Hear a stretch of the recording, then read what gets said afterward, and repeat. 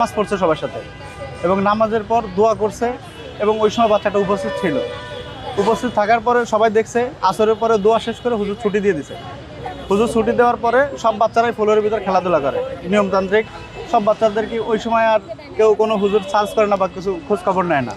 কিন্তু মাগরিবের নামাজ যখন শুরু হয় তখন আবার হুজুর খোঁজ নেয় যে কোন কোন বাচ্চা আছে কোন কোন বাচ্চা নাই। যখন মাগরিবের নামাজ শুরু হয়েছে, মাগরিবের নামাজ শেষে যখন ক্লাসে বসার পরে হুজুর দেখছে যে এই বাচ্চাটা নাই। এই বাচ্চাটা না হলে হুজুর প্রথমে নিজেই খুঁজছে যে বাচ্চাটা কোথায় গেল। তো খোঁজার পরে হুজুর কোনোভাবেই খুঁজে পায় নাই। এরপরে বড় হুজুরের কাছে রিপোর্ট করতে গেছে। বড় হুজুরের কাছে যখন বলছে যে হুজুর একটা বাচ্চা পাওয়া যাচ্ছে না, তো হুজুর বলতেছে যে কোন বাচ্চা। তো হুজুর বলছে হুজুর তো আর সব বাচ্চাকে ওইভাবে নাম বললেই চেনে না।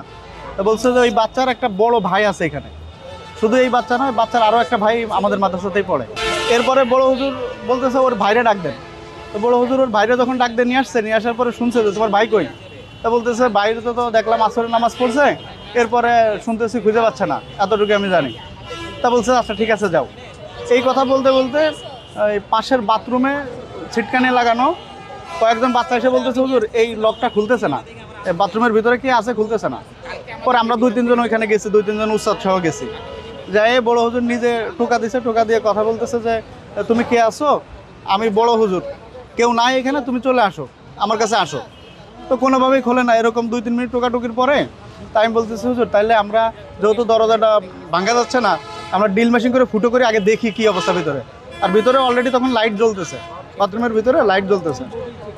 পরে ড্রিল মেশিন নিয়ে আসছে, ইলেকট্রিক মিস্ত্রি ছিল, ওনাদের ড্রিল মেশিন নিয়ে এসে ডিল করে দেখি যে প্রথমে একটা ডিল করেছি, দেখা যায়নি। পরবর্তীতে মাঝখানে আর একটা ডিল যখন করছি, করার পরে দেখি যে বাচ্চাটা ওই অবস্থায় ঝুলে আছে, বা বের হওয়া, চোখ মুখ বড়, দেখেই বোঝা যাচ্ছে। এই বলতে বলতে আমার হাত থেকে ড্রিল মেশিন ফেলে দিয়ে আমি বলছি হুজুর সর্বনাশ, ভিতরে একটা বাচ্চা পুরা দিতেছে। এরপরে আমাদের যে বাবরসি ছিল, বাবরসি রবিউল ইসলাম, ও আসে ধাক্কা দিয়ে দরজাটা খুলে ফেলে তখন দেখলাম যে আমরা আর ভিতরে ঢুকি নাই, না ঢুকে এর আগেই আবার ওর বাবারে ফোন দেওয়া হয়েছে যে আপনার ছেলেটা পাওয়া যাচ্ছে না, আপনি একটু আসেন। ওর বাবাও আসতেছে। আর যখন ওই অবস্থা দেখছি, দেখার সাথে সাথে আমরা থানায় ফোন দিছি।